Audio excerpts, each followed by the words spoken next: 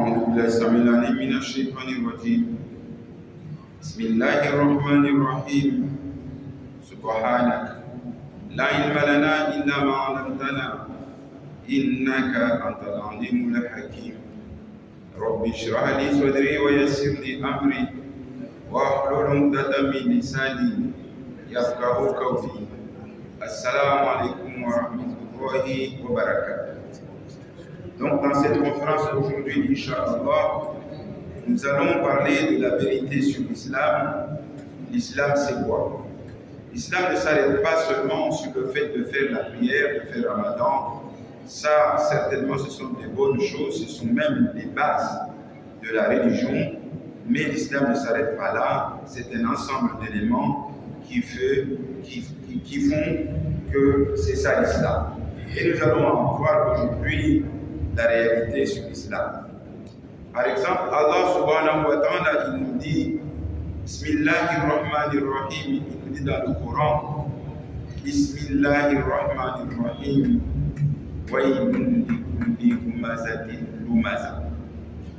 Allah dit malheur à tout calomniateur diffamateur. Dans ce verset, pour le comprendre, Allah ne fait pas d'exception. Il a utilisé tout calomniateur. Ça veut dire que chaque personne qui va pratiquer la calomnie ou la diffamation, Allah le menace de le mettre en enfer. Et il ne dit pas illa alladhina amanu, c'est-à-dire il ne fait pas d'exception. Il a dit waylun likulli humazatin lumaza.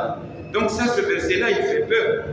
Il nous dit que chaque personne, musulman ou pas musulman, chrétien ou pas chrétien, toute personne qui va pratiquer la calomnie ou la médisance entre et menacée par ce verset. Et si on veut bien comprendre le sujet, si je prends par exemple l'Ouadan sur Insan la fi khusr illa alladhina amanu wa amilus salihat. Vous voyez la différence? Dans l'Asr, Allah dit que tout le monde est en perte. Toute personne qui utilise mal son temps est en perte, sauf ceux qui vont croire et qui vont pratiquer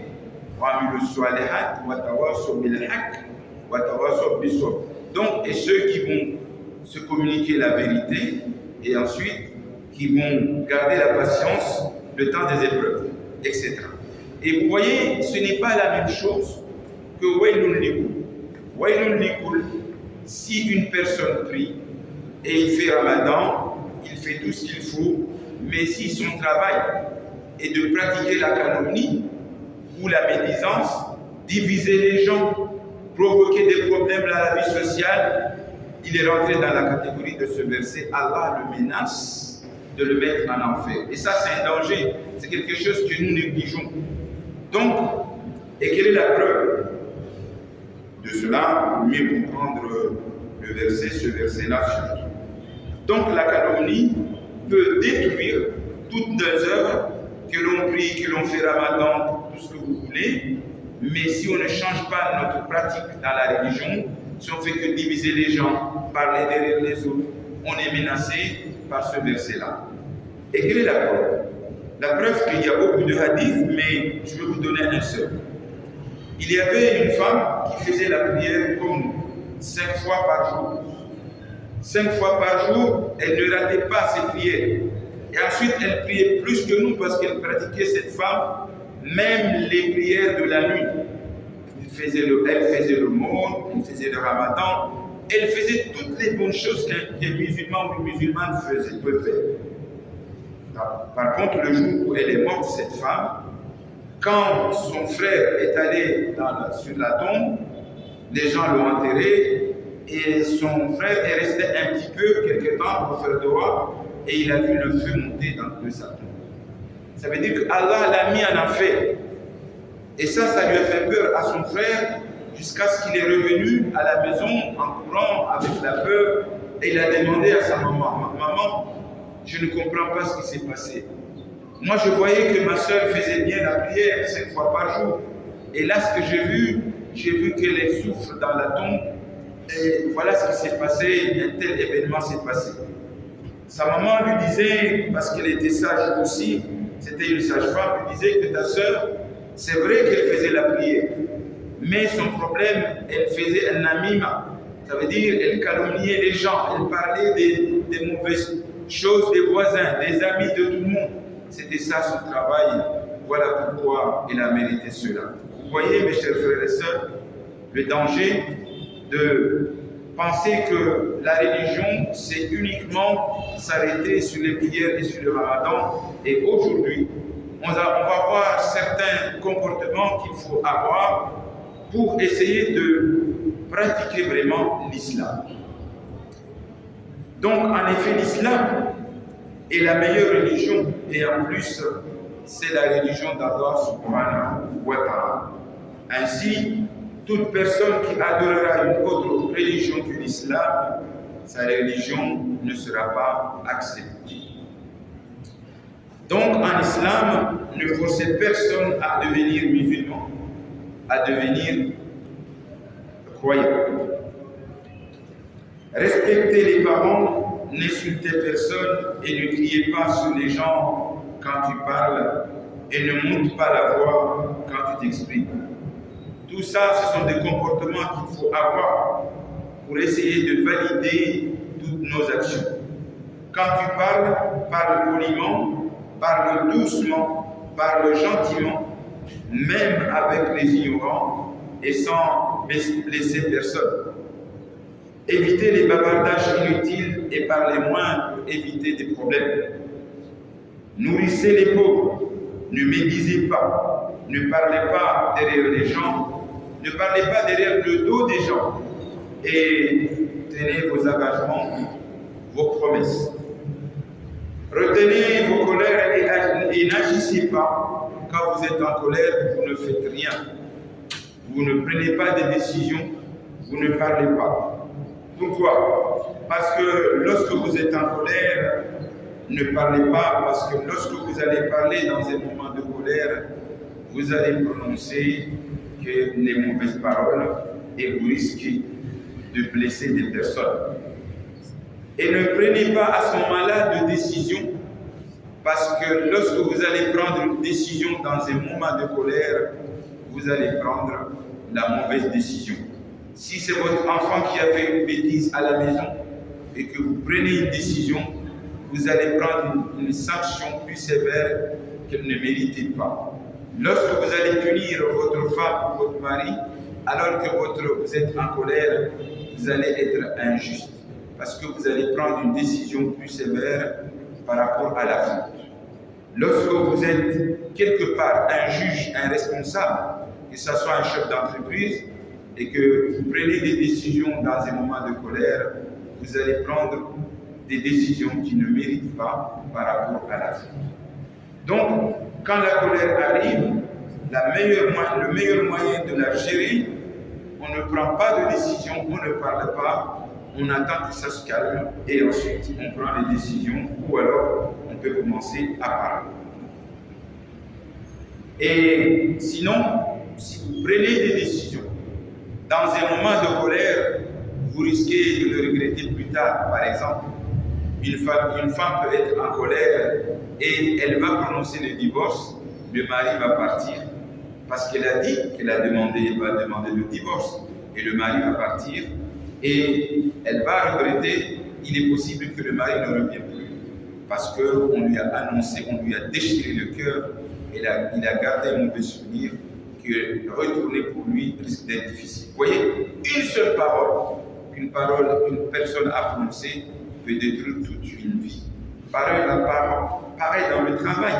Tu peux répondre à ton chef à une parole et le chef peut te licencier et tu vas perdre le travail, etc. Il y a beaucoup d'exemples de ce genre.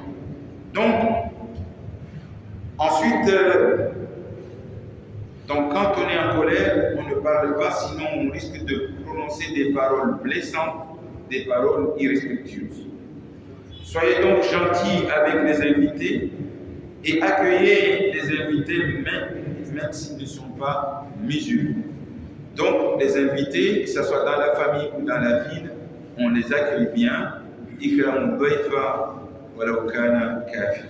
Donc accueillez bien les invités, même s'ils ne sont pas musulmans.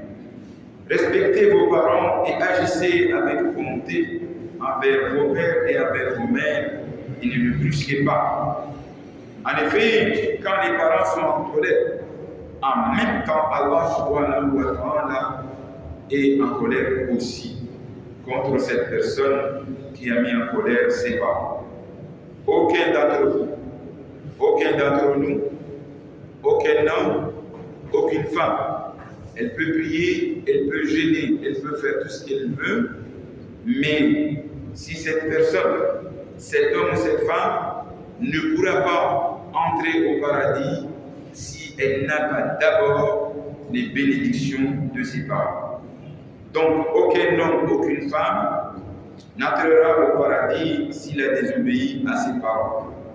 Vos prières, vos ramadans, vos aumônes, vos pèlerinages, toutes vos œuvres ne seront pas acceptées par Allah subhanahu wa ta'ala si vous désobéissez à vos parents.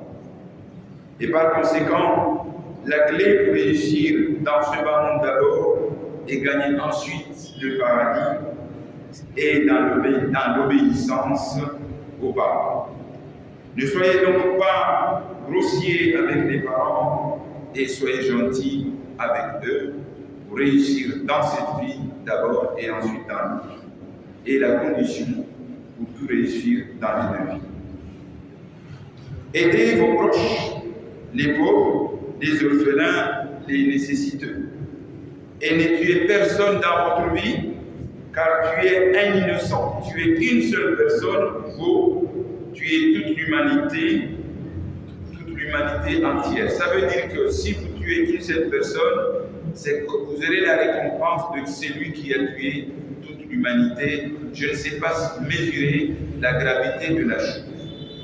Vous tuez une personne, la récompense que vous allez avoir dans votre livre de compte, c'est comme vous avez tué tout le monde dans les 5 continents. Voilà ce que ça veut dire.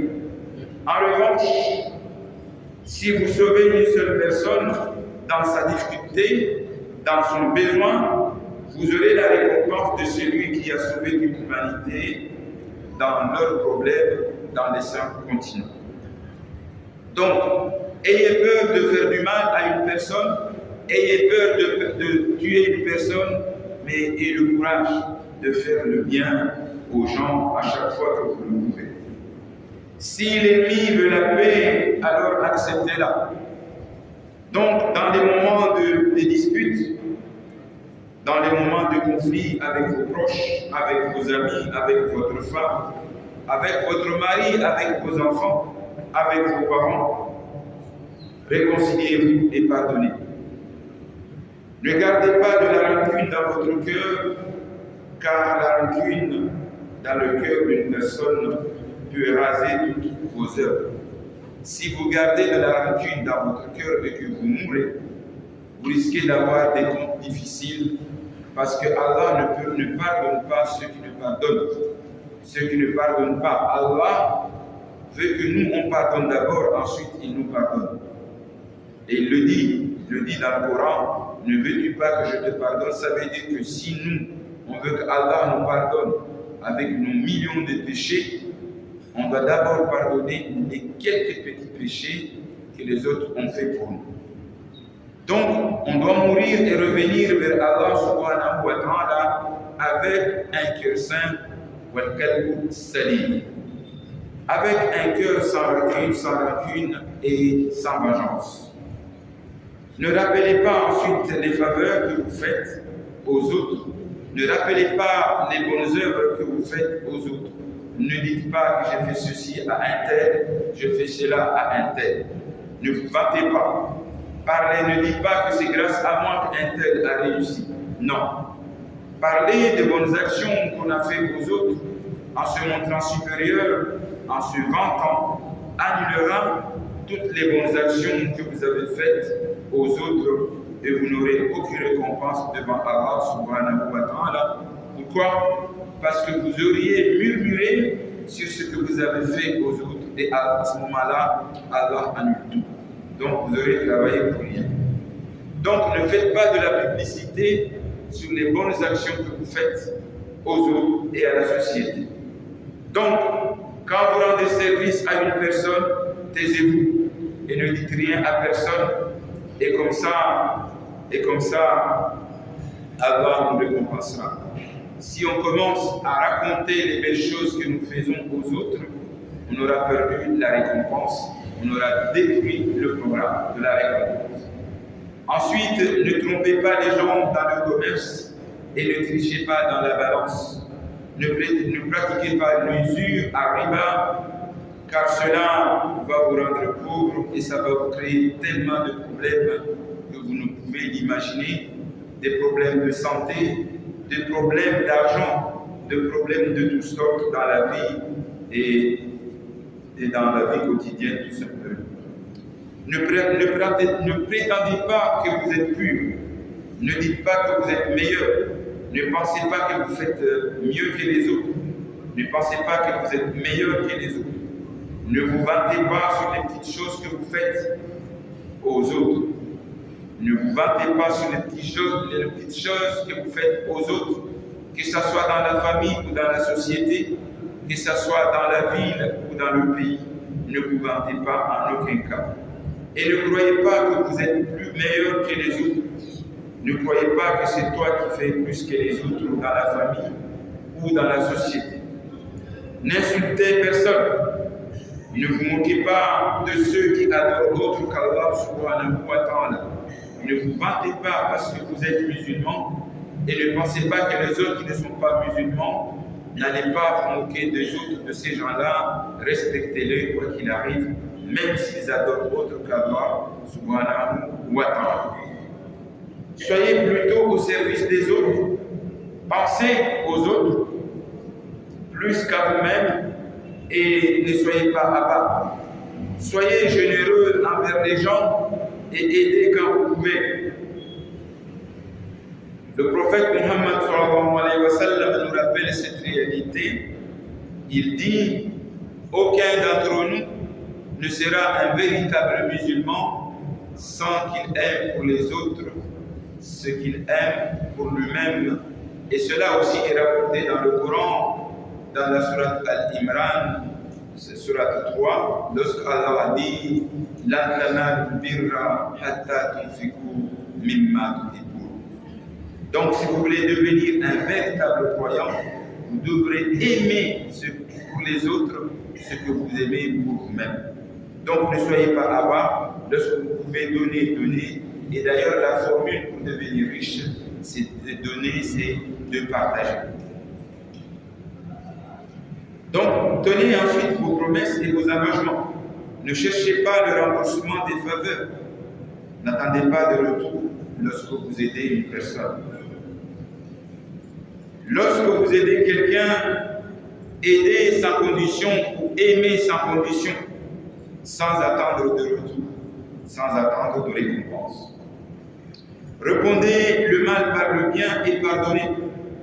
Cela vous paraît un peu difficile, je le sais, de faire cela. Pourtant, c'est ce qu'il faut faire, car on ne répond pas le mal par le mal, mais on répond le mal par le bien. Ne vous moquez pas des autres à cause de leur situation, à cause de leur pauvreté, à cause de leur statut social, à cause de leur couleur de la peau, de la couleur de leur peau. Non, jamais ne faites pas cela. Marchez humblement et sans orgueil et ne vous montrez pas supérieur aux autres en aucun cas. Si vous avez de la puissance, ne la manifestez jamais pour écraser les autres. Lorsque vous avez du pouvoir, utilisez-le pour aider les autres et non pour massacrer les autres. Donc, contentez-vous ensuite de ce que vous avez et ne vous plaignez jamais. Soyez satisfait du peu que vous avez et Dieu vous enrichira. Dieu vous donnera plus qu'avant. La in shakartum la azidannakum wa in kafartum la inna adabi la shadid. Allah dit dans le Coran, dans la sourate 14, verset 7, il nous dit ce verset-là, que si vous me remerciez, je vous augmente, mais si vous êtes ingrat envers moi, je vais vous punir, je vais diminuer ce que je vous ai donné et je peux aller même jusqu'à faire tout disparaître ce que je vous ai donné. Donc, à chaque fois qu'on a quelque chose, petit qu'il soit, petite qu'elle soit, on dit Alhamdulillah, ala kulli hal, Alhamdulillah dans toutes les circonstances. Et ensuite,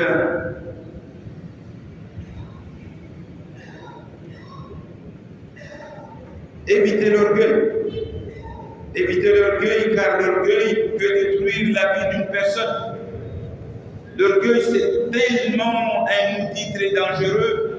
C'est l'outil qui peut tuer toutes nos œuvres en quelques minutes. Et là, on a un exemple dans le Coran. Il y en a beaucoup. On va prendre l'exemple de Shaitan. Méfiez-vous de l'orgueil, parce que c'est l'orgueil que Shaitan a tout peur de Iblis, alors qu'il avait acquis un haut rang, un haut degré devant Allah subhanahu wa ta'ala, suite à des milliers d'adorations. Shaitan, Iblis, avait adoré Allah jusqu'à ce qu'il était devenu le chef des anges. Mais à cause de l'orgueil, à cause de cet orgueil-là, lorsqu'il a refusé d'obéir à Allah, lorsqu'Allah lui a ordonné de se prosterner sur Adam, il a désobéi, et Allah l'a maudit. Il n'a pas tenu compte de toutes ses prières. Tout a été détruit à cause de ce péché-là. L'orgueil. Vous voyez que l'orgueil peut tout détruire, donc méfions-nous de l'orgueil. L'orgueil peut faire perdre une femme son mariage. Une femme peut faire une bêtise, une erreur, et lorsque le mari lui reproche, elle ne va pas reconnaître ses erreurs. Elle va se montrer encore arrogante. Elle ne va pas reconnaître son erreur, et avec beaucoup de répétitions, le mari finira par partir. À cause de l'orgueil. Inversement aussi, un homme peut faire des erreurs dans le couple. La femme peut lui reprocher ces erreurs-là, et à cause de l'orgueil, cet homme-là ne va pas changer, et finalement, la femme peut être fatiguée de ce comportement-là, et finalement, la femme peut abandonner le mariage. On peut prendre l'exemple d'un homme, par exemple, qui boit de l'alcool, un homme qui vient toujours à la maison en retard, un homme qui prend de la drogue, un homme qui frappe sa femme, un homme qui fume la cigarette, plein de choses que la femme, c'est dur pour la femme, mais la femme va supporter pendant plusieurs années, et finalement, elle risque de ne plus tenir, et elle finira par abandonner. Tout ça, c'est à cause de l'orgueil. Donc, l'orgueil peut nous faire perdre notre mariage lorsque dans un conflit, on ne veut pas accepter les erreurs, on ne veut pas pardonner, on est orgueilleux et on refuse de connaître nos erreurs. Tu peux perdre aussi ton travail lorsqu'on est orgueilleux devant son chef. On va lui répondre, on va monter la voix, alors que le chef est en train de nous faire juste une remarque sur une erreur ou une bêtise qu'on a fait dans le travail. Et là, on va se montrer orgueilleux, on va se montrer qu'on est savant plus que le chef, et le chef ne va pas apprécier ça. Il va te radier du travail et tu vas perdre le travail. Vous voyez un peu le danger de l'orgueil est un peu partout. Lorsqu'on refuse de reconnaître nos erreurs, alors qu'il suffisait un simple pardon pour tout réparer et pour tout récupérer et sauver la vie entière. Tu peux perdre beaucoup de choses à cause de l'orgueil. Lorsque vous faites une erreur, mes chers frères et sœurs, demandez pardon, car aucun prophète n'était orgueilleux. L'orgueil et la voie satanique, c'est le chemin de Shaitan. L'orgueil est l'arme fatale du diable de Satan qui a pour mission de tout détruire, de détruire toutes nos œuvres. C'est lui, Satan, qui nous souffle dans le cœur, dans l'oreille, lorsqu'il y a un conflit et qu'on veut faire de la négociation, il nous siffle, il nous dit n'acceptez pas, et là on tombe dans l'erreur. Alors que ce serait quelque chose qui était facile à régler auparavant, et on va tenir tête jusqu'à ce que la réconciliation devienne impossible. Bref, le mal revient toujours à celui qui le fait, d'une manière ou d'une autre. Chacun passera à la caisse pour payer sa méchanceté, pour payer sa facture, la douleur qu'il a créée dans le cœur d'une personne. L'être humain peut se moquer et juger quelqu'un pour le même péché qu'il commet en cachette. Les faibles se vengent, les forts pardonnent.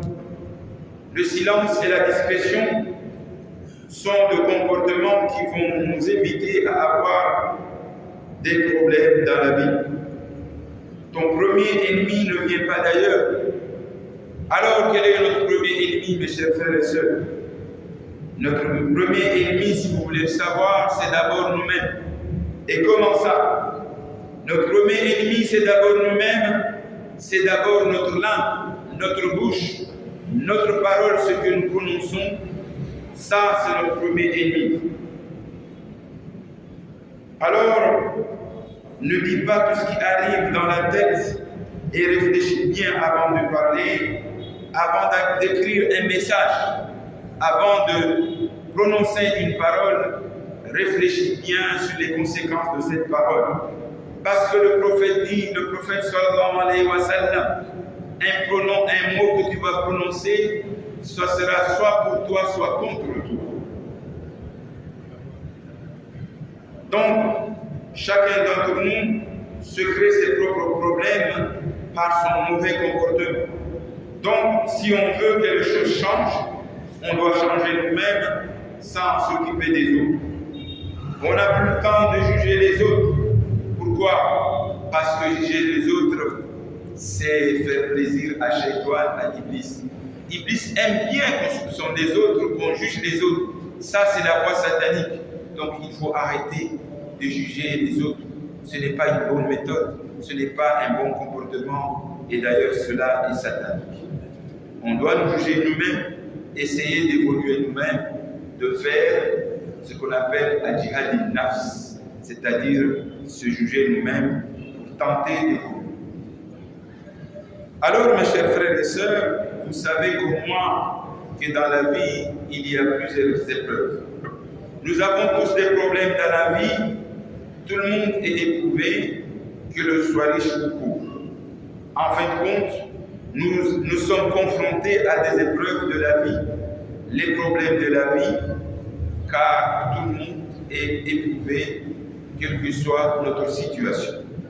Certains sont éprouvés dans la difficulté, d'autres sont éprouvés par la pauvreté, les autres sont éprouvés par le manque d'argent, d'autres sont éprouvés par le manque de nourriture, certains sont éprouvés par le manque de travail, d'autres par le manque de logement, certains par la maladie, d'autres par la diminution de leur richesse et de leur vie. D'autres sont éprouvés par des phénomènes naturels, par des séismes, par des cyclones, par des tsunamis, par des tremblements de terre, par des pluies diluviennes, par la guerre, par les troubles dans le pays, par le feu, etc. D'autres sont éprouvés par la peur, à travers l'insécurité, à travers la vie trop chère, à travers la corruption, etc. Certaines personnes, au contraire, sont éprouvées à travers l'abondance, à travers leur richesse, à travers le bien matériel. Dieu leur donne tellement beaucoup de choses, beaucoup d'argent, qu'ils se font grosse tête.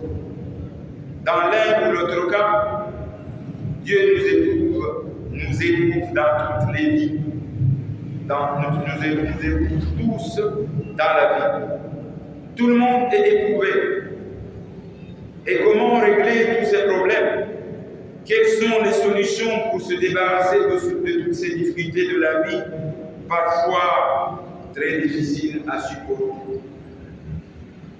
Maintenant,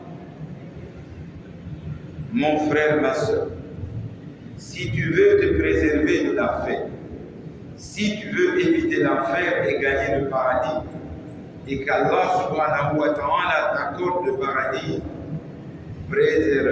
préserve-toi de deux choses que le prophète nous conseille. Quelles sont ces deux choses? Ces deux choses se trouvent entre les deux cuisses et à l'intérieur de la bouche, c'est-à-dire la langue. Le prophète Muhammad sallallahu alayhi wa sallam a dit que deux choses nous feront rentrer au paradis, que celui qui les maîtrise et les contrôle ira au paradis, et ces deux choses sont la langue et le sexe. Dans un autre hadith, il dit, c'est lui qui va maîtriser et contrôler sa langue et son sexe, le prophète lui garantit le paradis. Le prophète en alayhi salam. Abdullah ibn Mas'ud est monté sur Safa et il tient sa langue. Il dit, ô langue, parle bien, tu vaincras, et tais-toi sur le mal, tu seras préservé, car j'ai entendu le prophète sallallahu alayhi wa sallam dire que les plus grandes erreurs du fils d'Adam sont sur la langue. Ça veut dire que les plus grands péchés que nous commettons sont dans la langue. Sache aussi que le prophète sallallahu alayhi wa sallam a dit, c'est lui qui contrôle sa langue, Allah va préserver ses défauts. Mu'adh ibn Jabal rapporte dans un hadith que le prophète sallallahu alayhi wa sallam a dit, tu es préservé tant que tu parles, tu gardes le silence, et si tu parles, ça sera soit pour toi, soit contre toi. Donc, ne croyez pas tout ce qu'on vous dit. Ça veut dire que tout ce qu'on vous dit, il ne faut pas commencer à propager toutes les informations qu'on vous donne. Lorsque des personnes vous rapportent des paroles négatives, vous rapportent des informations, vérifiez-les d'abord avant de les partager. Sinon, vous finirez par accuser des gens par ignorance et vous allez le regretter. Vous risquez de payer aussi la facture. Vous serez associé à l'événement. Et ça, c'est encore un péché de la langue que vous regretterez plus tard. Donc, il faut vérifier les informations négatives. Le prophète sallallahu alayhi wa sallam a été ultra pragmatique et il a dit les choses clairement en précisant que la plupart des péchés que le fils d'Adam fait, il les fait avec sa langue.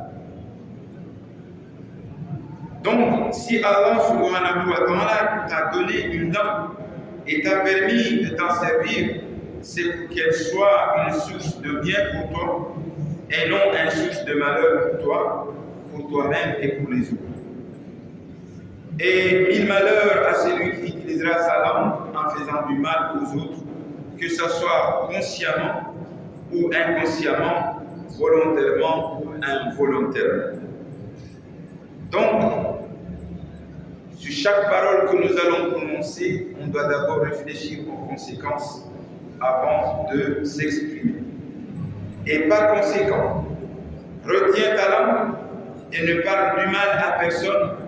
Ne parle pas sur le prophète sans science, ni sur Allah sans science, ni sur les gens sans science et sans connaissance. Contrôle ta langue. Ne dites pas sur Allah ce dont vous n'avez aucune connaissance. Le prophète nous dit sur Allah que ce qu'il nous a enseigné et ne mentez pas sur Allah. Jamais. Allah nous dit qu'il ne ressemble à aucune créature. Ne changez jamais cette formule. Aucune créature ne ressemble à Allah. Pour quelle raison vous allez dire que Allah a un fils? Allah ne ressemble à aucune créature, ni sur son être, ni sur ses qualités. Donc, voilà bien on doit dire sur Allah ce qu'il nous a enseigné. Seule cette formule doit rester dans notre tête. Aucune créature ne ressemble à Allah, que cette créature se trouve dans les cieux, sur la terre, dans la mer, dans tout l'univers. Aucune créature ne ressemble à lui. Dans ses qualités et dans sa façon d'agir. Dans sa façon d'agir et dans son être. Donc,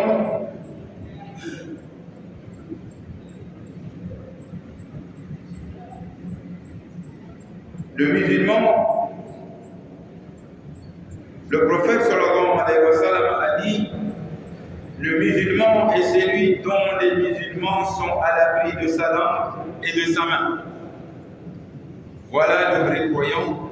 Le vrai croyant est celui dont les musulmans sont à l'abri de sa langue et de ses actes. Les musulmans doivent se sentir en sécurité devant une personne, et si c'est le cas, celui-là est un bon musulman. Mais si tout le monde parle de toi, si tu déranges tout le monde, c'est la preuve que tu n'es pas un bon croyant ou un bon musulman. Et par conséquent, ne dérangez pas les autres en aucun cas dans toutes les situations de la vie.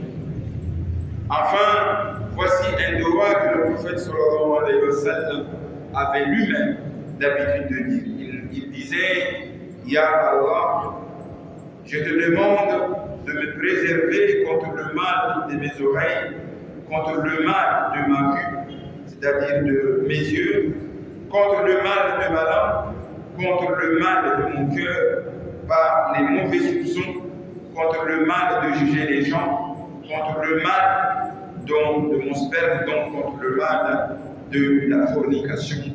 Et sur ce, je vous dis Assalamu alaikum wa rahmatullahi